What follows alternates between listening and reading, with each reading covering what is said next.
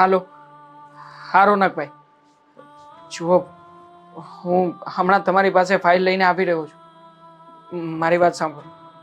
જેટલું બને ને એટલું જલ્દી, હા, મારી ફાઇલને પ્રોસેસમાં નાખીને મને જલ્દીથી રૂપિયાની સગવડતા કરાવી આપો. જુઓ, વેલ્યુએશન તમે તમારી રીતે કઢાવી લેજો. જેટલા રૂપિયા આવે એટલા મારે તાત્કાલિકપણે. જુઓ, હા હા ઠીક છે, ઓકે. હા, હું આવું જ છું. ચાલો. હા. કોની સાથે વાત કરતા હતા? આ ફાઇલ લઈને? શેની ફાઇલ છે? ક્યાં જાવ છો? ઘરની છે, ઘરની ફાઇલ એક છે. મિનિટ. દેવાંગ, આ તો આપણા ઘરના કાગળિયા છે ને? તો હા. એ લઈને ક્યાં જાવ છો? અત્યારે આની શું જરૂર પડી? જરૂર છે. મારે તાત્કાલિક ધોરણે 20 લાખ રૂપિયાની સગવડતા કરવાની છે. એટલા માટે આ ફાઇલની જરૂર છે અત્યારે. અને શું કામ જોઈએ છે 20 લાખ રૂપિયા? તમારા મિત્ર માટે? જુઓ, આ ઘરની ફાઇલ છે. આ ઘરની ફાઇલ પર તમારે લોન લઈને તમારા ફ્રેન્ડને પૈસા આપવા છે, ઘર ગીરવી મૂકવું છે.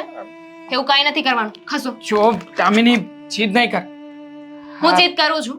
જીદ તમે કરો છો. અરે હશે તમારી ફ્રેન્ડશિપ, પણ આવી રીતે ના હોય. દામિની, ફાઇલને હાથ નહીં લગાવતી. આદિત્ય મારો એક ફ્રેન્ડ જ નહીં પણ ભાઈ પણ છે. હા, અને અત્યારમાં જ્યારે મારો ભાઈ તકલીફમાં છે તો પછી એને મદદ કરવાની ફરજ મારી જ બને છે. પછી ભલે મારે આ ઘરને લોન ઉપર મૂકીને એને પૈસાની સગવડતા કરી આપવી પડે.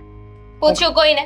હા, મારી સાથે વાત કરી, મમ્મી સાથે વાત કરી, કોઈની સાથે વાત નથી કરીને બસ પૈસા આપી દેવા છે. કોઈકની સાથે પહેલા વાત તો કરો, અમને જાણ તો કરો. એમાં જાણ કરવાની શું જરૂર છે? હા, ઘર મારા નામે છે ને, મારી પ્રોપર્ટી છે ને, અને મારી જ પ્રોપર્ટીને અત્યારમાં લોન ઉપર હું મૂકવા જઈ રહ્યો છું. એમાં તમને લોકોને જણાવવાની કોઈ જરૂર નથી. અને આમ પણ આ વગર જણાવીએ પણ તને જાણ તો થઈ જ ગઈ છે ને, તો બસ આ વાતને છે ને તારા પૂરતી સીમિત રાખજે. મમ્મી સાથે આ વાતની ડિસ્કશન નહીં કરતી.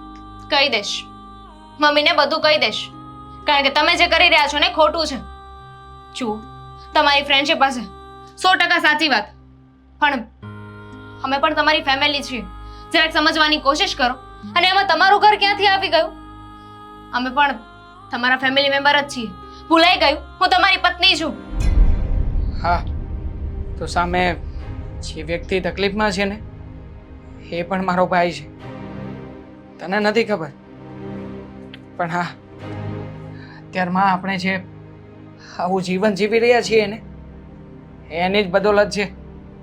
આપણે જ્યારે શહેરમાં આવ્યા હતા ને ત્યારે કોઈ નહોતું ઓળખતું મને, સિવાય કે આદિત્યએ એના ઓળખીતાની ઓફિસમાં મને કામ અપાવ્યું. મને કંઈ નહોતું આવડતું છતાં પણ સારો પગાર કરાવી આપ્યો. અને તું કહી રહી છે કે જ્યારે એ તકલીફમાં છે ત્યારે હું બધું ભૂલી જાઉં અને બસ માત્ર મારો સ્વાર્થ જોઈને એને કહી દઉં કે તું તારી તકલીફમાં તું એકલો લડી લે છે. સ્વાર્થ જોવાની વાત જ નથી.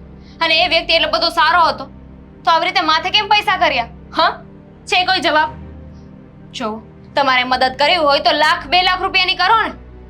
20 લાખ રૂપિયાની જરૂર છે ને, અને 20 લાખ રૂપિયા છે ને કોઈ નાની રકમ નથી. તું દામિની એવી રીતના શું કામ વાત કરી રહી છે કે જાણે આ રૂપિયા આપ્યા પછી એ મને મારા રૂપિયા પાછા નહીં આપે? શું ગેરંટી? માથે એટલું દેવું કરી દીધું છે ને, એ કોઈને પોતાના પૈસા પાછા મળ્યા નહીં ને, તો તમને તમારા પૈસા પાછા મળી જશે. એની શું ગેરંટી છે? અત્યારે માણસની કોઈ ગેરંટી નથી હોતી. એવું ના હોય દામિની. આખરે સંબંધ પણ મહત્વનો છે. હા, માત્ર પૈસા માટે થઈને હું મદદ નથી કરતો. મને ખબર છે આદિત્ય મારા પૈસા ક્યારેય ખોટા નહીં કરે. હા, તો તમને વિશ્વાસ છે ને, મને નથી. આ ફાઇલ મને આપી દો. દામિની, મહેરબાની કરીને ફાઇલ છોડ. તું ફાઇલને હાથ નહીં લગાવતી. એટલે તમે એના લીધે મારા પર આડું નાખશો, મારી સાથે ઝઘડો કરશો? હા, ઝઘડો કરીશ તારી સાથે. તને છે ને આ બાબતે વચ્ચે પડવાનો કોઈ હક નથી, કોઈ અધિકાર નથી આપ્યો. ચલ દેવાંગ, જા અહીંયાથી. દેવાંગ!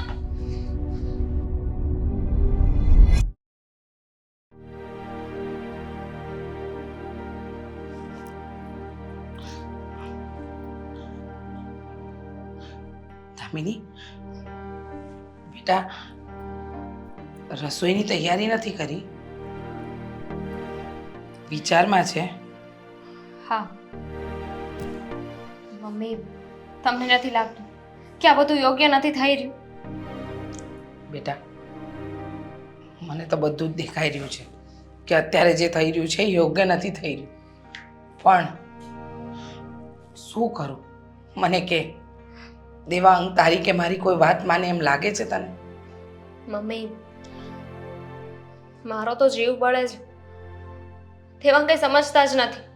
મેં એમને કેટલા સમજાવ્યા પણ મારી એક વાત ન માને. જીવ મારો પણ બળે છે બેટા. સમજાતું નથી મને કે શું કરું. સવારથી સાંજ સુધી બસ અહીંયા ત્યાં રખડે છે, પૈસાની જોગવાઈમાં લાગ્યો છે. અરે કેટલા ફોન મેં કર્યા તો મને કહે છે કે મમ્મી અત્યારે હું કામમાં છું. પછી ઘરે આવ્યો તો રૂમમાં બેઠો છે, ખબર નહીં કોને કોને ફોન કરીને બેઠો છે. અરે આપણી પાસે હોય તો આપણે મદદ કરાય, પછી ઘર વેચીને તીરથ તો ન કરાય ને. ના કરે. મેં પણ એ જ સમજાવ્યું. અત્યારે કોઈ ફાઇલ લઈને ગયા છે, કેટલા રોક્યા એમ, કેટલું સમજાવ્યું કે એ જે કરી રહ્યા છે ને ખોટું છે. આપણા લોકોના ભવિષ્યનું શું? અને એમ પણ મને તો એમના ફ્રેન્ડ ઉપર જરાય વિશ્વાસ નથી આવતો. હા, તમને ખબર છે એમની કેવી કેવી વાતો થાય છે? જો બેટા, એ સવારે આવ્યો ને ત્યારે એમ કહેતો હતો કે કાંઈ ધંધામાં નુકસાની ગઈ છે, એના પાર્ટનરે એની સાથે દગો કર્યો છે, બેંકમાંથી રૂપિયા લીધા હતા લોને એ ભરવાના, અને ધંધામાં બીજા રૂપિયા ઇન્વેસ્ટ કર્યા હતા કે વ્યાજે લઈને, તો એ લોકો લેણદારો એની પાછળ પડ્યા છે. આવી બધી વાત કરતો હતો. હવે સમજ નથી પડતી કોણ સાચું કોણ ખોટું. અને દેવાંગ છે જે એકનો બે નથી થતો, સમજવા જ તૈયાર નથી એ છોકરો. તમે તો સમજાવી શકો ને મમ્મી, તમારો દીકરો છે, તમારી એ વાત ન માની. જો મારી વાત માનતો હોત ને તો મારે તમને ન કહેવું પડત, પણ શું કરું, એ કોઈની વાત ક્યાં માને છે. એને માત્ર ને માત્ર એનો મિત્ર દેખાય છે, કહે છે કે એ મારો નાનપણનો મિત્ર છે, અમે હાથે મોટા થયા. હવે સુખ દુઃખમાં હું એને કામ ન લાગું તો કોને કામ લાગું? મમ્મી, મિત્રતાની પણ એક હદ હોય છે.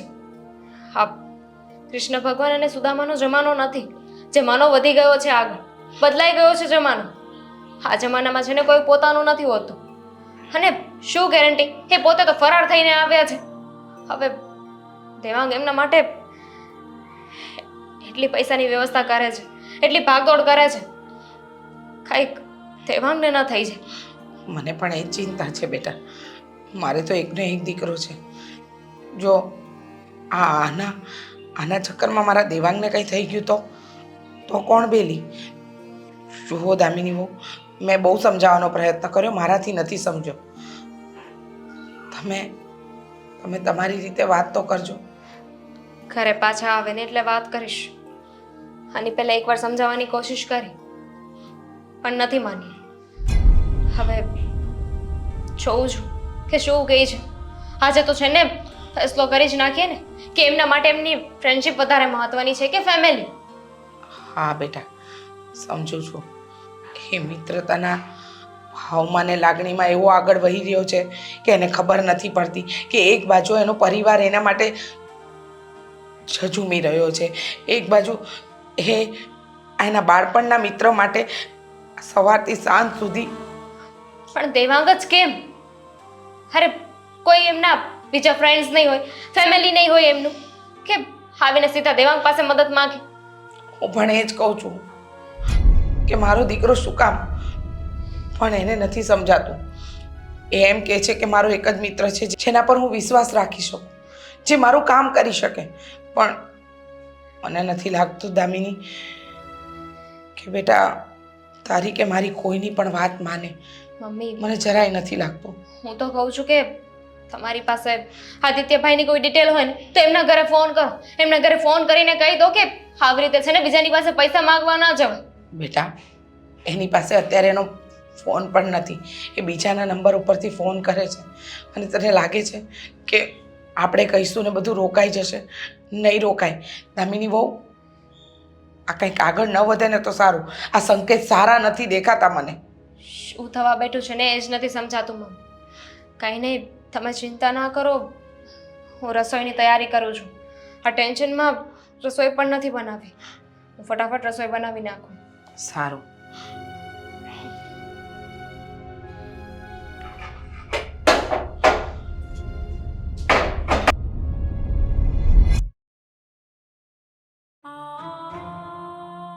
અરે સર પણ આવી રીતે કેવી રીતે પૈસા કાપી શકો? અરે તમે મારી સાથે કન્ફર્મ કર્યું નથી અને એમ છતાંય મારા બેંક એકાઉન્ટમાંથી રૂપિયા લઈ લીધા. અરે પણ એટલીસ્ટ એકવાર આપણા બંને વચ્ચે વાત તો થવી જોઈએ ને. જુઓ સર, એવું બન્યું નથી. છેલ્લા 4 મહિનાથી તમને બધા હપ્તાના પૈસા સમયસર ચૂકવી રહ્યો છું ને. ઠીક છે, અને હા હા, હું વ્યવસ્થા કરાવડાવું છું. હા, ઓકે. પણ સર, આ વખતે થોડો સમય આપજો પ્લીઝ. અરે નથી મારી પાસે થઈ શકે એવું, એટલા માટે તો તમને કહી રહ્યો હોય ને. ઠીક છે, આઈ વિલ ટ્રાય. યા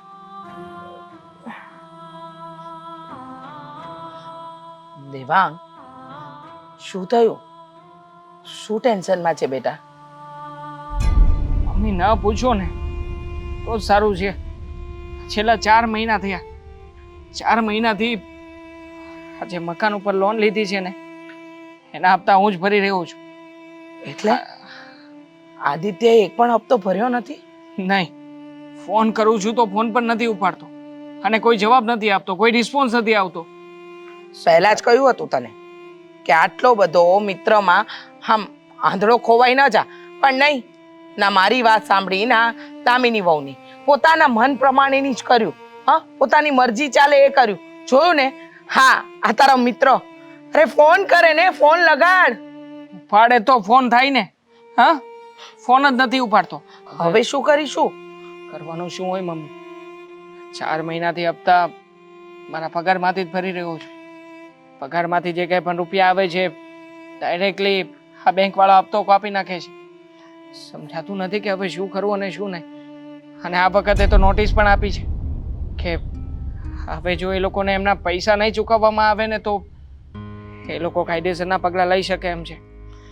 પણ તારે આદિત્યની મદદ કરતા પહેલા તારી તો સેફ સાઈડ જોવી હતી, તે એ પણ ન કર્યું. હા, તારી પાછળ તારો પરિવાર છે એનો વિચાર કરવો હતો દેવાંગ. મમ્મી, જોયું હતું બધું. આદિત્ય સાથે વાતચીત પણ કરી હતી. એણે જ કહ્યું હતું કે એકવાર આ લોકોને એમના થોડા ઘણા રૂપિયા ચૂકવાઈ જશે ને એટલે બિઝનેસ એના હાથમાં આવી જશે. અને બિઝનેસ એકવાર હાથમાં આવશે ને તો બધા રૂપિયા ફરી પાછા કમાતા વાર નહીં લાગે. પણ ન જાણે કેમ શું થયું છે શું નહીં. હું એમની હોટલમાં પણ ગયો હતો, પણ એ હોટલમાં નહોતા. એ લોકોએ જગ્યા બદલાવી નાખી છે. એટલે હવે તો એ જ્યારે મળે ને ત્યારે જ કંઈક ખબર પડે કે શું થયું છે અને શું નહીં. હા, બરાબર છે. હવે તો રાત જોવાની આપણે. સમજાતું નથી કે તે આ તારા મિત્ર પર ભરોસો કેવી રીતે કર્યો. મેં તને પહેલા જ ના પાડી હતી કે દેવાંગ, એટલું બધું આંધળું ન થઈ જવાય બેટા. આપણે આપણો પરિવાર જોવાય. તારો પરિવાર છે તારી સાથે, તારે એની જવાબદારી છે. હવે હા, તું બધા રૂપિયા બેંકના હપ્તામાં ભરીશ તો ઘર કઈ રીતે ચલાવીશું, ઘરના ખર્ચા કઈ રીતે ઉપાડીશું, આ બધી વાતનો વિચાર કર્યો હતો? નહીં. મમ્મી, ટેન્શન છે મને પણ. જાણું છું હું કે મેં કંઈક ખોટું કર્યું છે, પણ તમે જ કહો ને. હવે આ બધું ટેન્શન માથે લઈને ભરીશ તો કામ કેવી રીતે કરી શકીશ? એટલે થશે જે કંઈ પણ થશે જોયું જશે. એના સિવાય મારી પાસે કોઈ જ જવાબ નથી તમને આપવા માટે. જોયું જશે એટલે શું? હા, આ પારકા ઘરેથી પરણાવીને આ ઘરમાં વહુ લાવી છું. જવાબદારી છે સૌથી મોટી. હું તો તારી માં છું, ચલ સમજી જઈશ. પણ પેલી બિચારીનો શું વાંક? સમજાવીશ મને? એ પણ તારા લીધે ટેન્શનમાં જીવી રહી છે. અરે ચોરીના 4 ફેરા ફરીને જ્યારે તારી હાથે આવીને ત્યારે એને એમ હતું કે એનો પતિ એને સાથ આપશે અને એ તને. પણ નહીં, અહીંયા તો ઊંધું થઈ રહ્યું છે. તારે એની કોઈ વાત જ નથી માનવી. અરે માં છું તારી, તો મારી પણ વાત નથી માનવી. તું કરવા શું માંગે છે કહીશ જરા? નથી સમજાતું કે હવે મારે કરવું શું જોઈએ અને શું નહીં. બસ એક જ વાત હતી કે મારા મિત્રની મદદ કરવા માંગુ છું. અને આમ પણ હા, નક્કી આદિત્ય કોઈક એવી જગ્યાએ ફરી પાછો ફસાયો છે કે જ્યાંથી મારી સાથે કોન્ટેક્ટ કરી શકે એમ ના હોય. નહીતર એનો ફોન મને આવ્યો જ હોય, હજી મારી સાથે વાત કરી જ હોય. મમ્મી, હજી પણ તને આદિત્ય પર ભરોસો છે? હા, છે તને ખાડામાં નાખીને ગયો, છે તને કૂવામાં નાખીને ગયો અને હજુ બહાર કાઢવા માટે તો આવતો જ નથી. ગયો નથી મમ્મી, ગયો નથી. ખાલી ફોન નથી ઉપાડી રહ્યો એ બાબતે આપણે એવું ના કહી શકીએ કે એ મારા પૈસા લઈને ભાગી ગયો છે. હા, એટલે પ્લીઝ પોઝિટિવ સાઈડ પણ વિચારી શકો તમે. હા હા, પોઝિટિવ વિચારી જ રહી છું બેટા. હા, તારી જેમ પોઝિટિવ જ વિચારી રહી છું. અરે પણ જેને ખબર જ છે કે જે મિત્રએ એને મદદ કરી છે. ફોન ફરી પાછો બેંક વાળાનો ફોન. આવશે બેટા. હા, હજુ વધારે આવશે. પછી તારે તારો જ ફોન સ્વિચ ઓફ કરવો પડશે. મમ્મી પ્લીઝ મારા મગજને વધારે ખરાબ નહીં કરો ને. ખોટે ખોટો અહીંયા બેઠો છું. હલો, હા બોલો.